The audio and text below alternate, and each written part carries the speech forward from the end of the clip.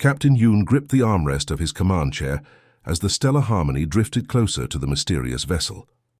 The bridge hummed with nervous energy from his mixed-species crew. Through the main view screen, the alien ship rotated slowly, revealing scars that made even veteran space explorers shudder. "Magnify Section 7, Yoon ordered, his scaled fingers dancing across the holographic controls. The image zoomed in on twisted metal that looked like it had been grabbed by invisible hands and squeezed. Deep gouges ran along the hull in patterns. That defied explanation. Lieutenant Kelnara's 8 tentacles writhed as she ran her scanner over the readings for the 3rd time. Her species had survived the vacuum of space for millions of years, but even they had never seen damage like this. "Captain, these impact patterns, they're consistent with gravitational shearing from a black hole's event horizon." "Impossible," muttered Chief Engineer Torval from his station. His rock-like skin shifted color to a worried gray. "No ship can survive that close to a black hole. The tidal forces would tear apart even our strongest battle cruisers." Yoon studied the readings again. The ship measured roughly 200 meters in length, smaller than most Council vessels, but built with a density that made no sense. The hull composition showed elements that shouldn't exist together. Materials that would normally repel each other were somehow fused into a single, incredibly strong alloy. "Sir," Kelnara's voice carried a tremor that made the bridge crew turn toward her station. "I'm detecting residual energy signatures. The ship's power core is still active and the readings they're from Sol 3. The bridge fell silent except for the gentle hum of life support systems. Every species in the Galactic Council knew about Sol 3. It was the stuff of nightmares, a world where the very air was toxic, where liquid water fell from the sky in deadly storms, and where the surface was crawling with predators that could survive in conditions that would kill most galactic citizens instantly. "Show me the classification files," Yoon commanded. The main screen shifted to display the official Council database entry for Sol 3. The planet's statistics scrolled past in glowing text.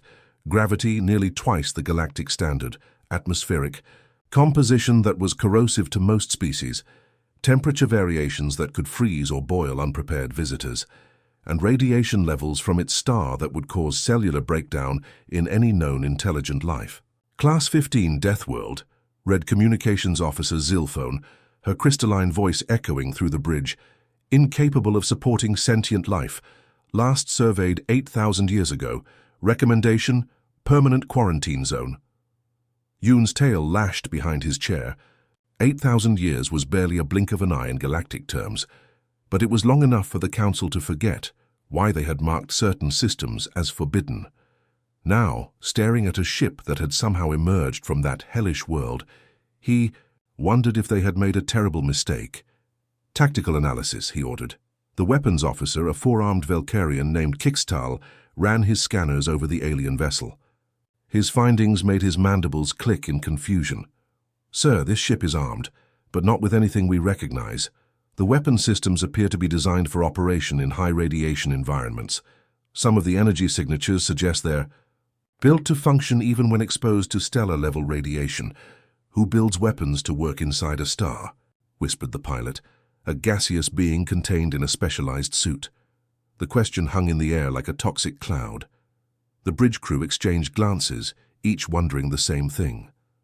What kind of species would need weapons that could operate in conditions that would instantly vaporize most known materials? "Life signs?" Yoon asked, though part of him hoped the answer would be negative. Kelnara's tentacles coiled tighter around her console. "Multiple biosignatures, Captain. They're active. Whatever built this ship is still alive in there." The medical officer, Dr. Hillnex, checked his readings twice before speaking. "The life signs are unlike anything in our database.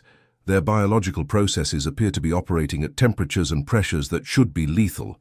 Either our sensors are malfunctioning, or these beings have physiologies that defy everything we know about organic life." Yoon stood from his command chair and walked to the main view screen. The scarred ship continued its slow rotation, each new angle revealing fresh impossibilities. Blast marks that looked like they came from plasma cannons, but in patterns suggesting the ship had flown through a battlefield and emerged victorious. sensor arrays that seemed designed to peer into the hearts of stars, and strangest of all, what appeared to be external maintenance hatches, suggesting the crew could perform repairs in the vacuum of space without protective suits. "Captain," Kelnara called out, "I'm detecting a communications array. It's passive, but it's scanning us." Every crew member on the bridge felt the same chill. They were being watched, studied, perhaps even judged by beings from a world that had forged them in conditions that would kill anything else in the galaxy. The hunters had become the hunted, and they didn't even know what they were dealing with. Yoon made his decision. Prepare the boarding shuttle. Full environmental suits, emergency medical kits, and document everything. We're about to make first contact with something that shouldn't exist. As the crew scrambled to prepare, none of them noticed the slight energy fluctuation from the alien ship, or the fact that its weapons systems had quietly come online. Science. Officer Veltar's environmental suit beeped warnings as he stepped through the airlock of the alien vessel. His team of 6 specialists followed behind, their various breathing apparatus humming nervously in the recycled air. The moment they crossed the threshold, every sensor on their suits screamed danger. "Radiation levels are off the charts," muttered Dr. Hixara, her insectoid eyes scanning the readings on her wrist display. "How is this ship not killing us through our suits?" Veltar ran his scanner along the interior walls and nearly dropped the device. The metal wasn't just resistant to radiation, it was designed to channel and redirect it. Glowing conduits ran along the ceiling like veins, carrying energy that would have fried their shuttle's electronics in seconds. "This isn't a ship," he whispered into his communicator. "It's a mobile radiation processor." The corridor they walked through was wider than necessary for most galactic species, but the height was wrong. Too tall for the short, stocky races, too short for the elongated ones. Whatever had built this had proportions that fell right in the middle, bipedal, roughly 2 meters tall, with appendages designed for fine manipulation. Engineer Kolvex stopped at what appeared to be a maintenance panel and nearly jumped backward. These tool interfaces, they're designed for 5-digit manipulators. Who has 5 fingers per hand? The question sent chills through the team. Most galactic species had 3, 4, or 8 digits. 5 was an evolutionary rarity that suggested a very specific type of world development. As they moved deeper into the ship, the evidence became more disturbing. The life support systems weren't just robust. They were built to handle atmospheric compositions that would dissolve the lungs of most council species. Veltar examined a ventilation grate and found it was designed to filter out compounds that were toxic to nearly every known form of life. "They breathe poison," he reported to the team. "Literally. Their atmosphere contains gases that we use as industrial solvents." Dr. Hixara had pushed ahead to what appeared to be the medical bay. Her horrified gasp echoed through the comm system. "Veltar, you need to see this, now." The medical bay was a chamber of horrors disguised as healing technology. Biological samples floated in containment fields that operated at temperatures hot enough to melt most metals. The diagnostic equipment was calibrated for life forms that operated under pressures that would crush a council shuttle. "These readings can't be right," Dr. Hixara muttered, running her scanner over a biosample container. "This tissue sample is showing cellular activity in conditions that should have destroyed it instantly." The sample appeared to be muscle tissue, but it was unlike anything in the galactic medical database. The cellular structure was dense, compact, designed to operate under extreme stress. When Dr. Hixara increased the scanner's intensity, the tissue actually grew more active, as if responding positively to conditions that would kill other organic matter. "They don't just survive in hellish conditions," she whispered. "They get stronger." Navigation specialist Curtin had found the ship's computer core and was downloading star charts. What he discovered made his 3 hearts skip beats. The galaxy map was covered in markers indicating explored systems, but every single marked location was a place the Council had classified as lethal to life. "Look at this," he called to the team. "They've been to the Crystalline Nebula. That place has radiation levels that can cook a battleship's crew through full shielding." The markers weren't just exploration notes, they were colonization records. Entire systems that the Council considered dead zones were marked as established settlements, with population figures that defied belief. Veltar's claws clicked against his scanner as the implications hit him. They're not explorers. They're colonists. They're spreading through the galaxy using worlds that we can't even visit. Weapons specialist Darhex had found the armory and was transmitting readings that made the bridge crew of the Stellar Harmony go silent. The weapons weren't designed for ship-to-ship combat. They were designed for planetary assault on worlds where normal weapons would fail. These energy rifles are built to function in stellar corona-level radiation, Darhex reported, his voice tight with fear. Their body armor is rated for impacts that would turn our battle gear into dust, and this looks like a planetary bombardment device that can operate while submerged in liquid metal. In the ship's recreation area, cultural analyst HFY made perhaps the most terrifying discovery of all. What appeared to be entertainment media showed these beings engaging in activities for fun that the Council would classify as extreme survival situations. Videos of them deliberately exposing themselves to radiation for sport, diving into liquid methane oceans, and climbing active volcanic formations while laughing. They don't just tolerate extreme conditions, HFY reported, her voice shaking. They enjoy them. Their recreation is more dangerous than our military training. The ship's personal quarters revealed beings who slept in temperatures that would freeze most species solid, who considered atmospheric pressure levels that would implode Council habitats to be relaxing, and who kept what appeared to be pets that were actually apex predators from various Deathworlds. Veltar gathered his team near the ship's central hub, where a massive holographic display showed a three-dimensional map of the galaxy. Red markers indicated Council territory. Blue markers showed neutral zones, but covering nearly a third of the display were green markers, territories that these beings had claimed, including systems the Council didn't even know existed. Captain Yun, Veltar transmitted back to the Stellar Harmony, his voice carrying the weight of a revelation that would change galactic politics forever. These aren't refugees or explorers from a backwater world. They're an expanding civilization that has been using the galaxy's most dangerous regions as their personal highway system. He paused, watching his team catalog technology that was centuries ahead of Council standards, built by beings who had turned surviving in hell into an art form. They didn't just survive their death world, sir. They were shaped by it, refined by it, perfected by it, and now they're among the stars, spreading through territories we never knew could support life. We're not looking at first contact with a new species.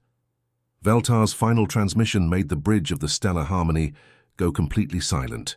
We're looking at the galaxy's new apex predators, and they've been watching us. Captain Han's eyes snapped open as the cryosleep pod's lid hissed and retracted. Ice crystals fell from his beard as he sat up, his body automatically adjusting to consciousness despite being frozen for months. Around him, 5 other pods were opening with similar mechanical precision. "Report," Han said, his voice clear and commanding despite having just awakened from deep freeze. His hand instinctively moved to where his sidearm should be, muscle memory from decades of military service kicking in before his brain fully processed the situation. Engineer Park rolled out of her pod and immediately stumbled to the nearest console, her fingers dancing across controls that were still glowing with emergency power, hull integrity at 73%. "We took a beating passing through that solar storm near Proxima Station. Main engines are offline, but life support is stable." Through the ship's viewports, the soft blue glow of alien vessels became visible. Han counted at least 6 ships in formation around them, their designs unlike anything in human databases. Sleek organic curves instead of the practical angles humans preferred. Weapons that hummed with energy, but weren't targeting them directly. "Interesting," Han muttered, studying the alien formation with the eye of someone who had fought in 3 interstellar conflicts. Classic containment pattern, but they're keeping their distance. Either they're scared or they're curious. Pilot Choi was already at the navigation station, her hands moving across holographic displays as she assessed their tactical situation. 6 vessels, unknown configuration. They're maintaining position at exactly 12,000 kilometers, far enough to avoid debris if we explode, close enough to intercept if we run. Security Chief Rowe emerged from his pod like a coiled spring, instantly alert despite the months of suspended animation. His first action was to check the weapons locker, pulling out what humans considered standard personal protection gear. The aliens watching through their scanners registered shock as Rowe casually strapped on armor that could withstand direct hits from military-grade plasma weapons. "Sir, we've got visitors on board," reported communications specialist Kim, pointing to the internal sensors. "Multiple alien life forms exploring the ship. They're documenting everything." Han nodded calmly. "Expected. We drift into someone else's territory. They're going to want to know what we are." He moved to the emergency supplies locker and pulled out what looked like a simple meal pack. "Anyone hungry? These freeze-dried rations should still be good." What the humans didn't realize was that their simple meal pack was being analyzed by the alien boarding party. Dr. Hixara's scanner was screaming warnings as she examined the discarded packaging. The nutritional content would be toxic to most galactic species, levels of minerals and proteins that would cause organ failure in anything except the most resilient life forms. "They eat heavy metals for nutrition," she whispered into her communicator. "Their basic food supply contains compounds we use as industrial poison." Meanwhile, Han was studying the alien ships through the tactical display. "Park, what's your assessment of their technology level?" Engineer Park ran her scanners over the nearest vessel and frowned. "Their ships are built for comfort, not combat. Beautiful designs, but they've never fought anyone who shoots back. Look at those energy signatures. They're running their engines at maybe 30% efficiency, because they prioritize smooth operation over raw power." Pilot Choi laughed, a sound that made the monitoring aliens jump. "Their formation is textbook perfect for Academy exercises, but they've left 3 obvious attack vectors open. If we were hostile, we could disable their lead ship before they could react." The casual way the humans discussed military tactics while surrounded by superior numbers amazed the alien observers. These beings weren't showing fear or submission. They were professionally evaluating threat levels like predators, assessing potential prey. Security Chief Rowe opened his personal kit and began routine equipment checks. His standard sidearm operated using electromagnetic principles that could function in vacuum, underwater, or in radiation fields that would fry most electronics. His backup weapon was designed to penetrate armor that could withstand direct meteor impacts. "Chief," Han called out, "show me the damage assessment on Section 4. Rowe moved to the damaged hull section, where stellar radiation had actually melted part of their ship's outer plating. The aliens watched in horror as he casually walked through radiation levels that should have killed any organic being instantly. His scanner showed background radiation that would require the Stellar Harmony's entire crew to evacuate to their most heavily shielded compartments. "Not too bad," Rowe reported. "The radiation cooking only penetrated about 2 centimeters into the hull. We can patch this with standard repair foam once we get to a maintenance facility." Medical Officer Jung emerged from her pod and immediately began running health checks on the crew. What registered as routine medical scans to the humans appeared as impossibly advanced life support monitoring to the aliens. Jung's basic medical scanner could detect and treat conditions that would require the Council's most sophisticated hospital equipment. "Everyone's green across the board," Jung reported. "Park, you've got some minor cellular damage from radiation exposure, but nothing your immune system can't handle. Should clear up in a few days." The alien medical officer, Dr. Hixara, nearly fainted at this casual discussion. The minor cellular damage Jung mentioned would be classified as severe radiation poisoning, requiring months of intensive treatment for any Council species. Communications specialist Kim had been monitoring alien transmissions and looked up with amusement.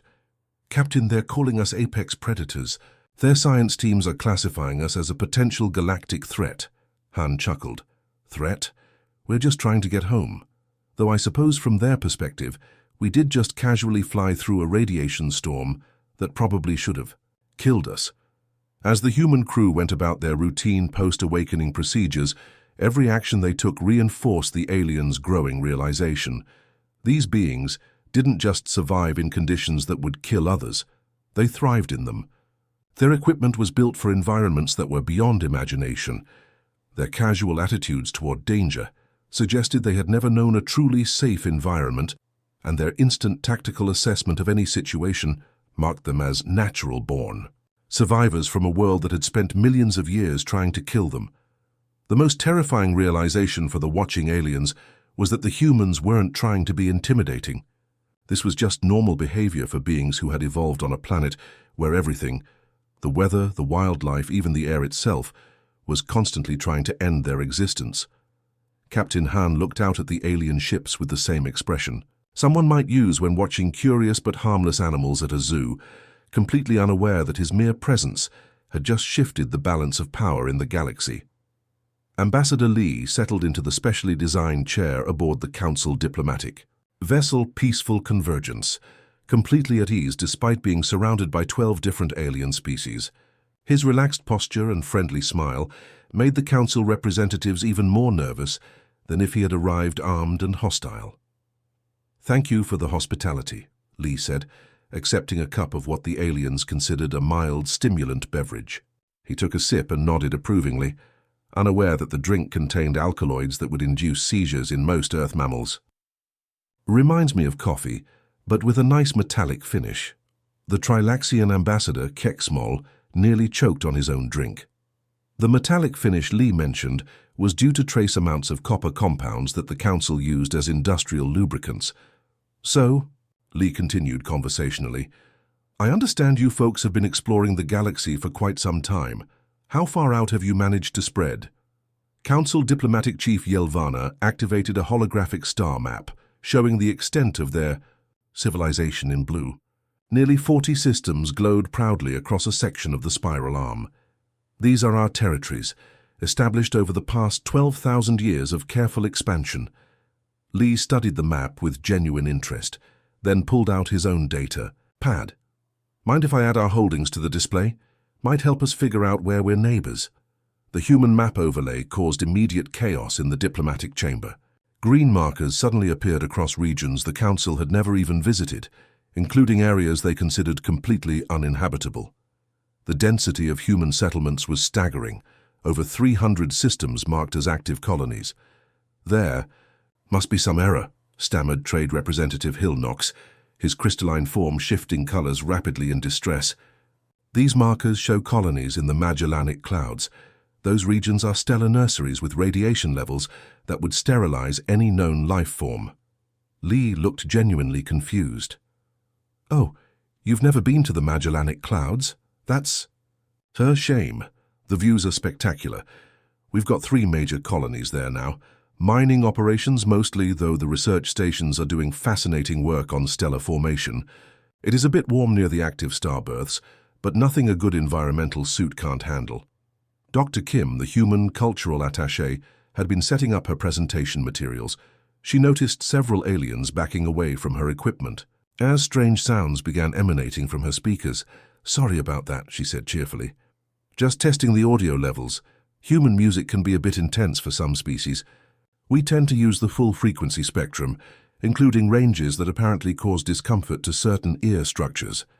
She adjusted the settings and played what humans considered a gentle, classical piece. 3 Council representatives immediately clutched their auditory organs in pain, while 2 others began showing signs of neurological distress from the subsonic frequencies. That's a weapon," gasped Security Advisor Morketh, his insectoid mandibles clicking in alarm. "What? This old thing?" Dr. Kim laughed. "This is Beethoven's 9th Symphony. We play this at weddings and graduations. Would you prefer something more modern? I brought some heavy metal and electronic dance music, but I figured we'd start with the classics." The mere mention of heavy metal caused the Council's medical officer to begin preparing emergency treatment protocols. Ambassador Lee was still discussing territorial expansion when he casually mentioned something that made the entire Council delegation freeze in terror. Of course, our outer rim colonies are mostly automated mining operations. The crews rotate every few months because even humans find spending too much time near neutron stars a bit taxing. Great for mineral extraction, though. Nothing like a collapsed star's gravity well for concentrating rare elements. The Council's stellar cartographer, Novthek, began hyperventilating through his breathing apparatus. You mine neutron stars? Directly? The gravitational forces alone would crush any known material into subatomic particles. Well, not directly on the surface, Lee clarified helpfully. We usually set up orbital platforms about 50,000 kilometers out. Any closer, and the tidal forces start affecting the mining equipment's calibration. Safety first, you know. Dr. Kim had moved on to sharing human literature, projecting excerpts from popular novels onto the chamber's main screen. What she considered light adventure reading was causing several diplomats to require medical attention. This is from a children's book series, she explained proudly as she showed illustrations of young protagonists surviving natural disasters, hostile wildlife encounters, and extreme weather conditions. Kids love stories about overcoming challenges. This particular series follows a group of teenagers who get stranded on different planets and have to survive using their wits and basic training. The basic training, she mentioned, included scenarios like building shelter during acid rainstorms, finding food on worlds where the atmosphere was toxic, and navigating by the light of binary pulsars. What human children considered exciting adventures, the Council classified as extinction-level survival scenarios. Cultural advisor Zilmar was frantically taking notes, trying to understand the psychology of a species that found entertainment in scenarios that would traumatize most galactic civilizations. These are bedtime stories for your young?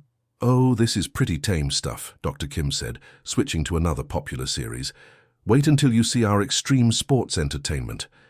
We've got competitions where people deliberately put themselves in dangerous situations for fun. Volcano surfing, asteroid racing, solar wind sailing, though that last one requires some pretty serious radiation shielding. The Council's xenopsychologist, Dr. Felnara, was recording everything with growing horror. Every aspect of human culture that was being shared revealed a species that had turned surviving in deadly conditions into recreation. Their art celebrated overcoming impossible odds, their literature focused on thriving in hostile environments, and their entertainment involved deliberately seeking out danger. Trade Representative Hillnox finally managed to ask the question that was terrifying the entire council. How many of you are there? Lee consulted his datapad with the casual air of someone checking the weather. Current census puts us at about 8 billion on Earth, with another 12 billion spread across the colonies. Population growth is pretty steady. We should hit 30 billion total within the next century, assuming we keep finding suitable worlds to settle. The council chamber fell into stunned silence.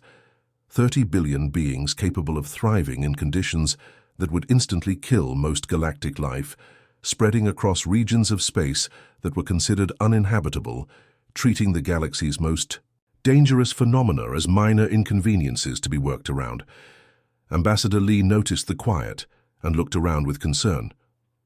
I hope I haven't said something offensive. We're really looking forward to establishing good relations with the Council. Maybe we can help each other out. You folks seem to have the peaceful exploration thing figured out, and we've got experience with the tougher neighborhoods of the galaxy. The terrifying thing wasn't that humans were threatening the Council. The terrifying thing was that they genuinely wanted to be friends. Captain Han adjusted his dress uniform as he walked into the massive Council chamber aboard the orbital station Unity's Promise. 6 months had passed since first contact, and the galaxy had changed in ways nobody could have predicted. The chamber itself had been modified to accommodate human physiology. The gravity increased to Earth normal levels that made most Council members require assistance just to move around. The holographic displays behind Han showed a transformed galactic map. What had once been vast, empty spaces marked as uninhabitable regions now glowed with the steady light of human settlements. Mining operations thrived in the heart of radiation storms, research stations orbited black holes, and entire cities flourished on worlds where the surface temperature could melt lead. Honorable Council members, Han began, his voice carrying, easily through the chamber's modified atmosphere, I'm pleased to report on humanity's integration progress and our contributions to galactic civilization. The first display activated showing Commander Zhang's face from a mining station positioned impossibly close to a neutron star. Behind her, the twisted space-time around the collapsed star created a backdrop that looked like a window into hell itself. The Pulsar 7 extraction operation is running 30% ahead of schedule, Zhang reported cheerfully, her image flickering slightly due to the massive gravitational interference. We've successfully harvested 17 tons of compressed matter this month. The radiation levels are actually quite manageable once you get used to them. It's like working in a mild X-ray field. Several council members visibly shuddered. The mild X-ray field Zhang mentioned would cook most organic matter within seconds. Dr. Hixara, now serving as the council's liaison for extreme environment research, had calculated that the radiation exposure human miners considered routine would be lethal to her species within nanoseconds. The next hologram showed pilot Seo standing on the bridge of the exploration vessel, dauntless, her crew preparing for departure. Her casual confidence was infectious, but her destination made even the most experienced council navigators break out in cold sweats. "We're launching for the galactic core in 6 hours, Seo announced with the enthusiasm of someone planning a weekend camping trip. The new radiation shielding should let us get within a few light years of Sagittarius A star. Command thinks we might be able to establish a permanent observation post there by next year." The galactic core was a region of space so violently hostile that the Council had never attempted to send even unmanned probes there. The supermassive black hole at the galaxy's center created gravitational effects that could tear apart entire star systems, while the radiation from millions of compressed stars made the region lethal to any known technology. "Routine assignment," Seo added with a grin. "Should be fun. The gravitational lensing effects are supposed to be spectacular." Admiral Kolvex of the Council Defense Force leaned forward in his specialized breathing apparatus. "Pilot Seo, our best military vessels cannot survive within 100 light-years of the galactic core. How is this possible?" Seo shrugged. "Better engineering, I guess. Plus our crews have experience working in high-stress environments. When you've grown up dodging solar flares and asteroid impacts, navigating around a black hole is just another day at the office." The cultural exchange program had produced results that nobody had anticipated. Human children, visiting council worlds as part of educational exchanges, had brought their traditional games and entertainment. What the humans considered normal childhood activities were causing fundamental changes in how other species viewed their own limitations. On the main display, a group of human children were playing what they called Solar Wind Surfing Simulator, a game that involved navigating virtual spacecraft through the lethal radiation streams of various star types. Watching them were young aliens from a dozen different species, their eyes wide with a mixture of terror and fascination. "The objective is to collect rare particles while avoiding getting cooked by gamma radiation," explained 10-year-old Minho, manipulating controls that simulated flying directly through a stellar corona. "You have to time your entry perfectly, or the magnetic field fluctuations will fry your ship's electronics." A young Trilaxian watching the game began trembling. The game Minho was playing involved scenarios that would challenge the Council's most advanced military pilots. The human child was treating navigation through lethal radiation fields as casual entertainment. "This is their training software?" asked the Trilaxian's parent, their voice filled with awe and horror. "Training?" Minho looked confused. "No, this is just for fun. We use way more realistic simulators for actual training." The implications of that statement rippled through the chamber. If human children played games more dangerous than Council military exercises, what did their actual military training look like? Engineer Park had been working with Council scientists on joint projects, and her report showed the true scope of human technological integration. "We've successfully retrofitted 17 Council vessels with human-grade environmental systems," she announced. "These ships can now operate in Class 12 through Class 15 environments that were previously completely inaccessible." The retrofitted ships had opened up entire regions of space to Council exploration. Dead zones filled with valuable resources, stellar phenomena that could revolutionize energy production, and worlds that could serve as strategic outposts in previously unreachable sectors. Dr. Kim stood to address the cultural impact of human integration. Joint education programs have been particularly successful. Human instructors have been teaching survival techniques that have expanded the operational range of every council species by an average of 40%. What Dr. Kim didn't mention was that human basic survival training involved scenarios that the council had classified as emergency rescue operations, requiring their most elite specialists. The most profound change was philosophical. Before human contact, the galaxy had seemed vast but limited. Entire regions were considered forever beyond reach, whole classes of worlds written off as uninhabitable. Humanity's presence had shattered those limitations. Captain Han gestured to the transformed galactic map, where green human settlements now dotted regions that had been blank space just months before. We're not just adding new territory to the galactic community. We're proving that there are no true barriers to exploration and settlement, only challenges that require the right approach.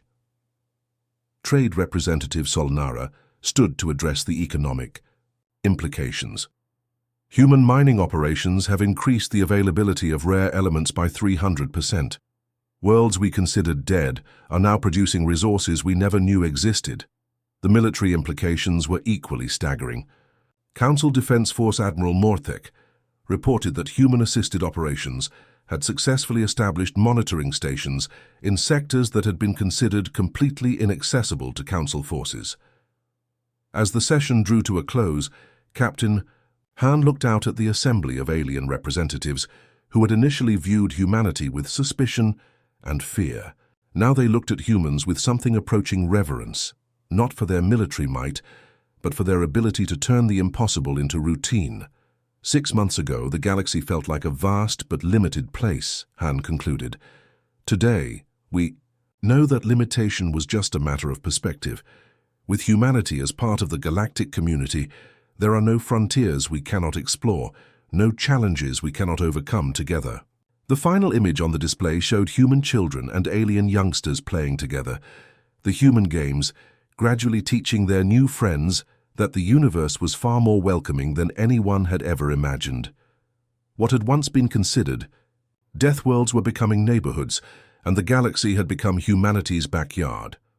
As the session ended and the council members departed to process the magnitude of change humanity had brought to their civilization, one thing was clear: the galaxy would never be the same. The age of limitations was over, and the age of infinite possibilities had begun. The end.